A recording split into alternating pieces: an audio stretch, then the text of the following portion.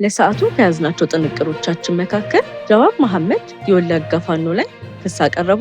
የቀድሞዋ የህወሓት አመራር ኬሪያ ኢብራሂም ህወሓት በፍጥነት ወደ ብስባሽነት እየተቀየረ ነው በማለት ድርጅቱ በውስጥ ቀውስና ሙስና እየወረደ መሆኑን ተናግረዋል።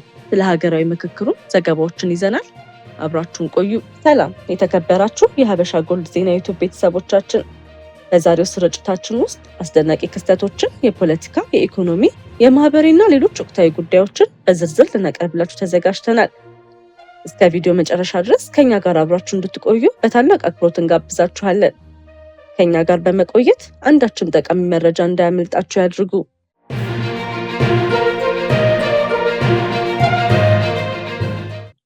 ወደ ዝርዝር መረጃዎቻችን እናልፋለን። ጃዋር መሐመድ ከባድ ክስ አቅርበዋል። የወለጋ ፋኖ ከመሰረቱ በወታደራዊ ደህንነት የተደራጀ ነው ብለዋል። በወለጋ የተከሰቱ በቅርቡ የተሰሙ የጸጥታ ክስተቶችና የተለያዩ የፋኖ ቡድኖች ጥምረት እየተነሳ ባለበት ወቅት የወለጋ ፋኖ በዚህ ሳምንት በድንገት ከፍተኛ አቅም ያለው ኃይል ሆኖ ከየት መጣ የሚል ጥያቄ እየተነሳ ነው። ለዓመታት የወለጋ ፋኖ የሚል ስያሜ በተለያዩ ዘገባዎችና የማህበራዊ ሚዲያ መረጃዎች ሲጠቀስ ቢቆይም በቅርቡ ግን በተለያዩ አካባቢዎች ድል አስመዘገበ፣ ከፍተኛ ትጥቅ መማረኩንና የተለያዩ ወረዳዎችን በፍጥነት መቆጣጠሩን የሚገልጹ መረጃዎች መሰራጨታቸውን የጉዳዩን ትኩረት ከፍ አድርጎታል። በተለይም ከፋኖ ቡድኖች ጥምረት መታወጁ በፊት የተከሰቱ ክስተቶች ይህ ኃይል አሁን ለምን ጎልቶ መጣ የሚሉ ጥያቄዎችን አጠናክረዋል። በተለያዩ የማህበራዊ ሚዲያዎችና የዜና ምንጮች የተሰራጩ መረጃዎች የወለጋ ፋኖ በቅርቡ በተለያዩ የወለጋ አካባቢዎች ከባድ የተባሉ የውጊያ ውጤቶችን እያስመዘገበ ይገልጻሉ። እነዚህ መረጃዎች በውጊያ ወቅት በተሽከርካሪዎች ላይ የተጫነ ገንዘብና የተለያዩ መሳሪያዎችን መማረካቸውን እንዲሁም አንዳንድ ወረዳዎች በአጭር ጊዜ በኃይሉ ስር መግባታቸውን ይጠቁማሉ። ነገር ግን እነዚህ የውጊያ ውጤቶች፣ የተማረኩ መሳሪያዎችና የተቆጣጠሩ አካባቢዎች በሙሉ በገለልተኛ ምንጮች የተረጋገጠ ነው ማለት አይቻልም። የፖለቲካ አክቲቪስቱ ጃዋር መሐመድ ግን የወለጋ ፋኖ ከየት መጣ ለሚለው ጥያቄ የራሱን ማብራሪያ ሰጥቷል። ጃዋር እንደሚለው የወለጋ ፋኖ ተብሎ የሚጠራው ኃይል በቅርቡ በድንገት የተፈጠረ አዲስ ኃይል ሳይሆን ከመሰረቱ በአገዛዙ ወታደራዊ ደህንነት የተደራጀና የታጠቀ ቡድን ነው ሲል ከሷል። አክሎም ይህ ኃይል አሁንም በዚያው ተቋም ትዕዛዝ እየተመራ እንደሆነና በሲቪሎች ላይ ጥቃትን በማድረስ ፖለቲካዊ ዓላማ ለማሳካት እየተጠቀመበት ነው ሲልም ተናግሯል። ጃዋር የቡድኑ አመራርን በተመለከተ ስም ጠቅሶ ከባድ ክስ አቅርቧል። ጃዋር መሐመድ የቅርቡን እንቅስቃሴ ከፋኖ ቡድኖች ጥምረት ጋር በማያያዝ በወለጋ የተከሰቱት ጥቃቶችና ግድያዎችን የጽምዶ ተብሎ የሚጠራው ትብብር ከመጀመሪያው ለማዳከም የተደረገ ዘመቻ ነው ሲል ይከራከራል። እንደ ጃዋር አባባል የወለጋ ፋኖ የጠቀሜታ ጊዜው ሲያበቃ አመራሩ ራሱን በመንግስት በኩል ለማስረከብ ወደ ደህንነት ተቋም ተጠሪነት ሊገባ እንደሚችልም ገልጿል።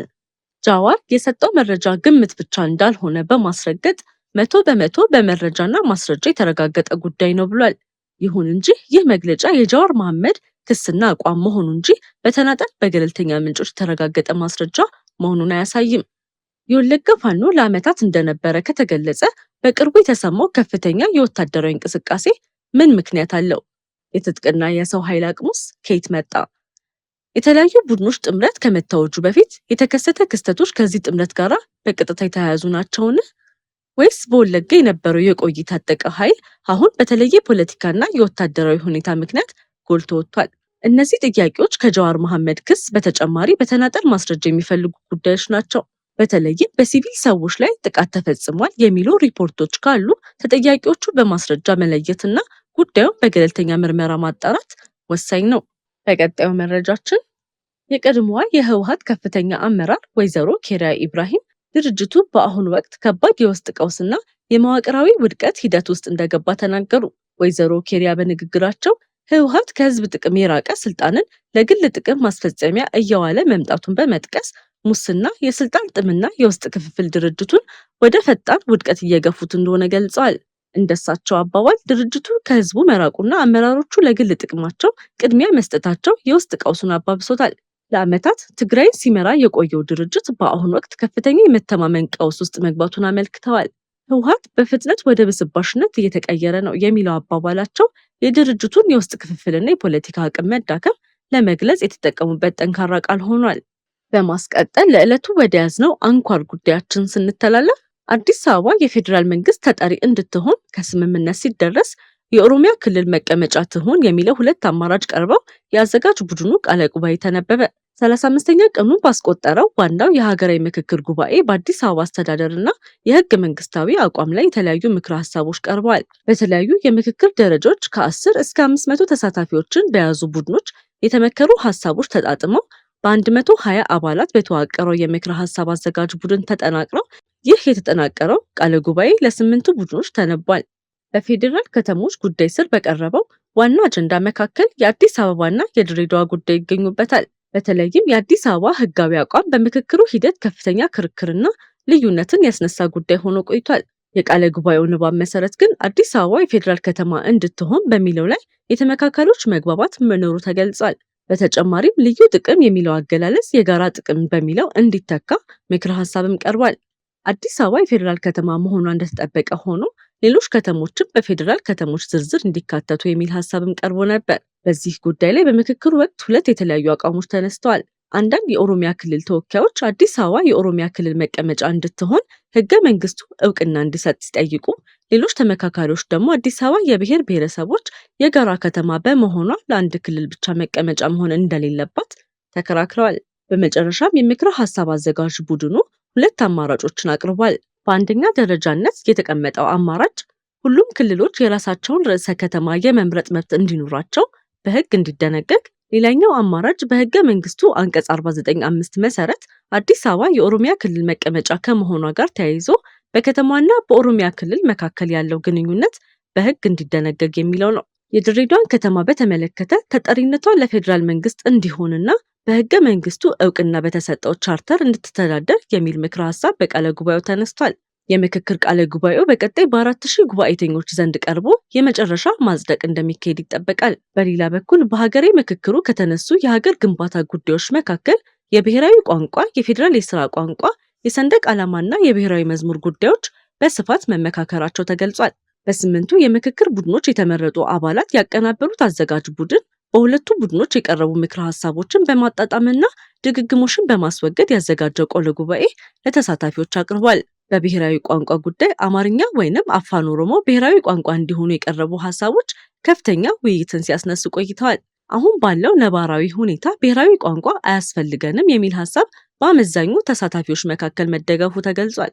ከዚህም ጋር ተያይዞ ወደፊት ሁኔታው ካስፈለገ የኢትዮጵያ ቋንቋዎች መካከል ተገቢውን ቋንቋ በመምረጥ ብሔራዊ ቋንቋ ሊወሰን እንደሚችል የሚጠቁም ምክረ ሀሳብ ቀርቧል። በፌዴራል የስራ ቋንቋ ጉዳይ ደግሞ 5 ቋንቋዎች በቀጥታ የፌዴራል የስራ ቋንቋ እንዲሆኑ ሀሳብ ቀርቧል። እነዚህም አማርኛ፣ አፋን ኦሮሞ፣ ትግርኛ፣ አፋርኛና ሶማሊኛ ሲሆኑ እንዲሁም ሌሎች ቋንቋዎች በተወሰነ መስፈርት በተለይም የተናጋሪዎችን ቁጥር ጨምሮ በመመዘን ወደፊት የስራ ቋንቋ ሊሆኑ እንደሚችሉ የሚል አማራጭም ቀርቧል።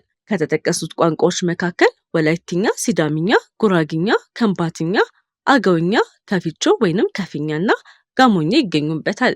የኢትዮጵያ ሰንደቅ ዓላማ ጉዳይ በምክክሩ ከፍተኛ ውይይትን ካስነሱ ጉዳዮች መካከል አንዱ ሆኗል። በተለይም የምክክር ቡድኖቹ አሁን ላይ ያለው ሰንደቅ ዓላማ እንዲቀጥል፣ አርማው እንዲቀየር ወይንም አዲስ አካታች ምልክት እንዲካተት የሚሉ ሀሳቦችን አቅርበዋል። በተነበበው የምክረ ሀሳብ ሰነድ ላይ ግን ሁለት ዋና አማራጮች ተጠቅሰዋል። አሁን ያለው ሰንደቅ ዓላማ ይቀጥል ወይንም አርማው በበለጠ አካታች መልኩ ለወደፊት ይታይ የሚሉ ናቸው። በዚህ የአካታችነት ሀሳብ ውስጥ ህዝቡ በቀጣይ የቀጥታ ተሳትፎ እንዲያደርግና የመጨረሻውን ውሳኔ እንዲሰጥ የሚል አስተያየትን መካተቱ ተገልጿል። በብሔራዊ መዝሙር ጉዳይ ደግሞ አሁን ያለው ብሔራዊ መዝሙር እንዳለ ይቀጥል የሚል ምክረ ሀሳብ መቅረቡም ተገልጿል። የክልሎች መዝሙር እንዲቀጥል፣ ነገር ግን የክልሉን ነባራዊ ሁኔታ በአካታች መልኩ እንዲወክልና መብትን የሚጋፉ ወይንም ግጭትን ሊያባብሱ የሚችሉ መልእክቶች ካሉ እንዲስተካከሉ የሚል ምክረ ሀሳብም ቀርቧል። እነዚህ ምክረ ሀሳቦች ገና የመጨረሻ ውሳኔ ሳይሆኑ በምክክር ሂደቱ የቀረቡ ሀሳቦች መሆናቸው ተጠቁሟል። የሁሉም አጀንዳዎች ምክረ ሀሳቦች በተሳታፊዎች አስተያየት ከተጠናቀቁ በኋላ ለወደፊት የሚወስኑት ጉዳዮች በመጨረሻ ለ4000 ጉባኤተኞች ቀርበው እንደሚሰነዱ ይጠበቃል። የተወደዳችሁ የሀበሻ ጎልድ ዜና ዩቲዩብ ቤተሰቦቻችን ለዛሬ ያዘጋጀናቸው ትኩስ አስፈላጊና ሰበር መረጃዎቻችን እስከዚህ ድረስ ነበሩ። ጊዜያችሁን ሰጥታችሁ ከኛ ጋር ስለነበራችሁ ከልብ እናመሰግናለን። ሁልጊዜ ፈጣን፣ ትክክለኛ፣ የተረጋገጠና ሚዛናዊ ዜና እንዲደርሳችሁ በየቀኑ በትጋት እየሰራ እንገኛለን። በኢትዮጵያና በዓለም ዙሪያ የሚከሰቱ ወቅታዊ ክስተቶችን፣ የፖለቲካ፣ የኢኮኖሚ፣ የማህበራዊና ሌሎች ወቅታዊ ጉዳዮችን በፍጥነትና በአስተማማኝ ሁኔታ ለእናንተ ለማድረስ ቁርጠኞች ነን። ከኛ ጋር ገና ካልተቀላቀላችሁ የሀበሻ ጎልድ ዜና ዩቲዩብ ቻናልን ሰብስክራይብ በማድረግ ቤተሰባችን ይሁኑ። እንዲሁም የደወል ምልክቱን በመንካት ማንኛውም አዲስ ዜናና ሰበር መረጃ በታተመ ቅጽበት እንዲደርሳችሁ ያድርጉ። ቪዲዮን ላይክ በማድረግ አስተያየታችሁን በመጻፍና ለወዳጆቻችሁ በማጋራት የምታደርጉልን ድጋፍ ለእኛ ትልቅ ብርታት አለው። ስለምትከታተሉንና ስለምትተማመኑብን ከልብ እናመሰግናለን። ሀበሻ ጎልድ ዜና፣ ፈጣን ተአማኒና የተረጋገጠ መረጃ የሚገኝበት አድራሻ። እስከምንገናኝ ድረስ ሰላምና ጤና ከእናንተ ጋር ይሁን።